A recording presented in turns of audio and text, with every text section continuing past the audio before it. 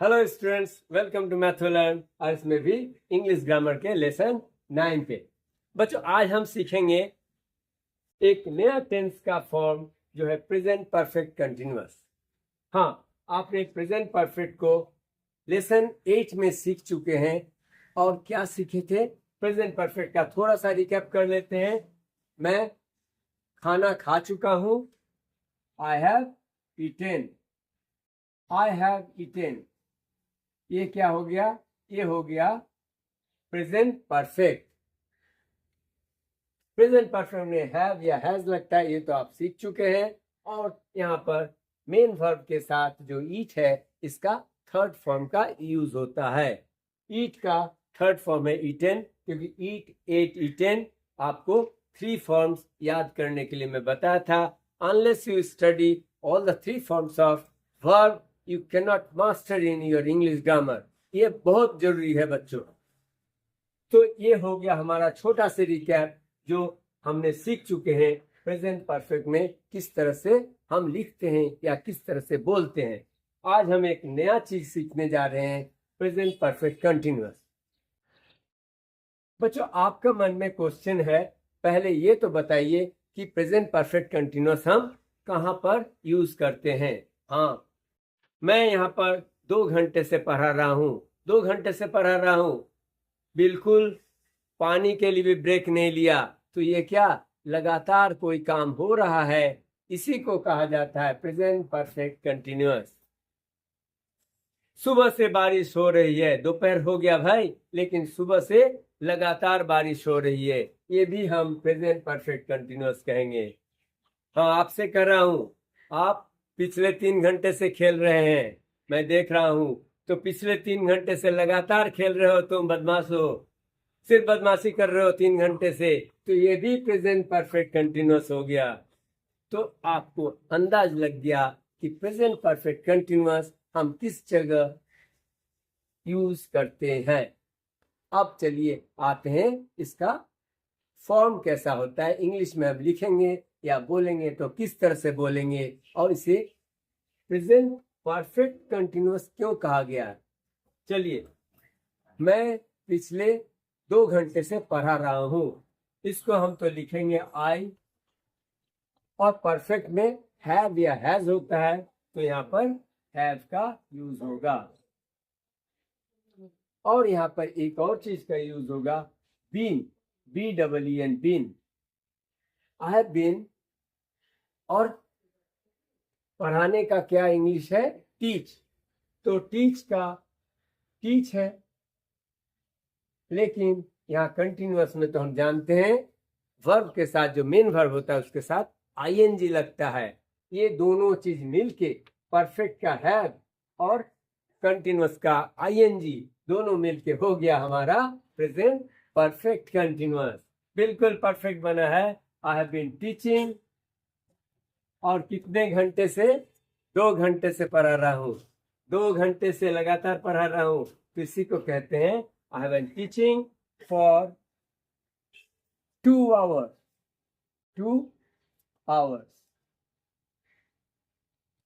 चलिए, आपको फॉर्म समझ में आ गया।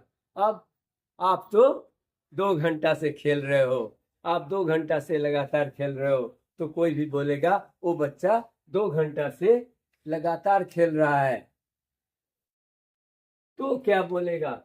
वो खेल रहा है लगातार 2 घंटे से।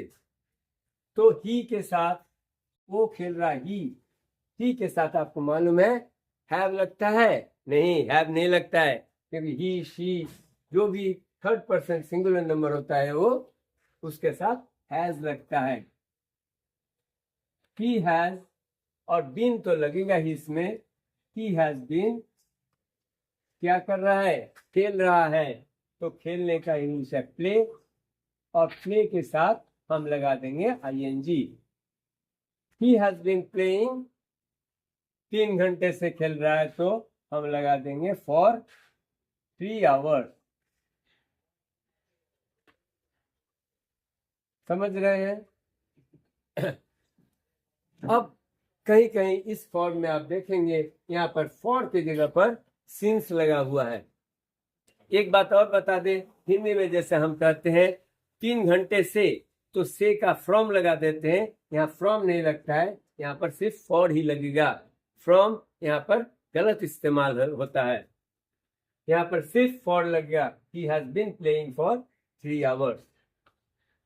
अब जो मैं बता रहा था, किसी किसी जगह पर देखेंगे यहाँ पर सिंस लिखा रहता है, सिंस लिखा रहता है, तो सिंस कब लगता है और फॉर कब लगता है वो मैं बताने जा रहा हूं। थोड़ा ध्यान लगा के देख लो, थोड़ा ध्यान लगा के देख लो, आपका कॉन्सेप्ट बिल्कुल क्लियर हो जाएगा।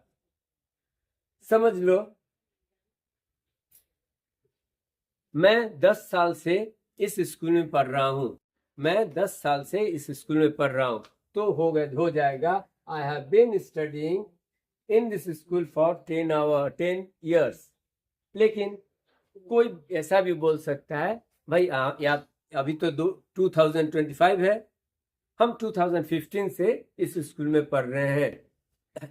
अगर कोई पर्टिकुलर टाइम, किसी पर्टिकुलर टाइम को बता दे, मतलब 2015 से पढ़ रहा हूं इस तरह का, तो हम यहाँ पर फॉर नहीं लगाएंगे बल्कि सिंस लगाएंगे। Since I have been studying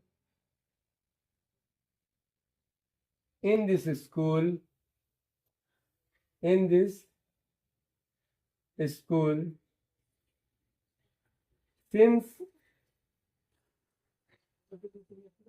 2015।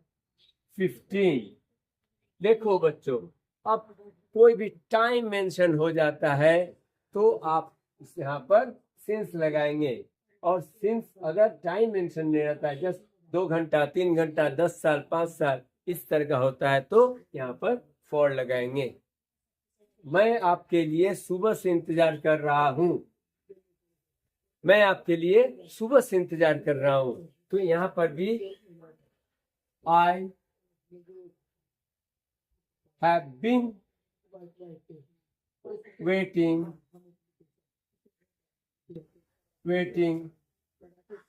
for you since morning। यहाँ पर भी since का यूज होगा, ना कि for का यूज होगा। हाँ, सुबह से बारिश हो रही है, बारिश रुकने का नाम नहीं ले रही है। शाम हो गया लेकिन सुबह से बारिश लगातार हो रही है, तो क्या लिखेंगे? बारिश हो रही है तो आपको मालूम है इट इज रेनिंग, लेकिन यहाँ पर कंटिन्यूअस नहीं है, यहाँ पर परफेक्ट कंटिन्यूअस है, इसलिए ये थोड़ा समझ लो। इट हैज जो लगेगा और बीन भी लगेगा। It has been raining, it has been raining. क्या हो रहा है? बारिश हो रही है लगातार। इट हैज बीन रेनिंग सुबह से, अगर 2 घंटे से तो फॉर 2 आवर्स लगा सकते हैं, लेकिन अगर सुबह से बारिश हो रही है, it has been raining since morning, since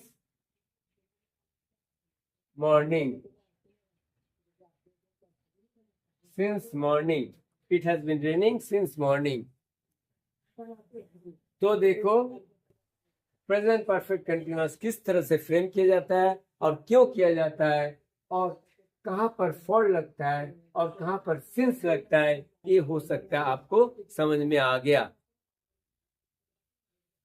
आप इसको अपना वर्बल कम्युनिकेशन में काफी अच्छी तरह से यूज कर सकते हैं। जब भी आप कहें I could not go out, I could not go out, मैं बाहर नहीं जा सका क्योंकि because it has been raining since morning, क्योंकि यहाँ पर तो लगातार सुबह से बारिश हो रही है। जब आप ग्रामर का प्रॉपर यूज करते हैं, आपका ओरल कम्युनिकेशन काफी अच्छा हो जाता है। विदाउट ग्रामर आपका कम्युनिकेशन उतना अच्छा नहीं होता है। Grammar adds a flavour in your language. तो बच्चों, उम्मीद है आपने प्रेजेंट परफेक्ट कंटिन्यूअस किस तरह से फ्रेम किया जाता है और कब यूज किया जाता है इसको अच्छी तरह समझ गए हैं, और आप ये भी समझ गए हैं ग्रामर सीखने की हमें क्यों जरूरत है। लैंग्वेज को बहुत अच्छा बना देता है और परफेक्टली कोई भी आपका लैंग्वेज समझ सकता है कि आप कहना क्या चाहते हैं। सो बच्चों, इंग्लिश पर कमांड पाने के लिए मैथोलर्न का इंग्लिश ग्रामर का लेसन्स को कंटिन्यूअस देखते रहो, एंजॉय करते रहो। Thank you students, thank you for watching the video.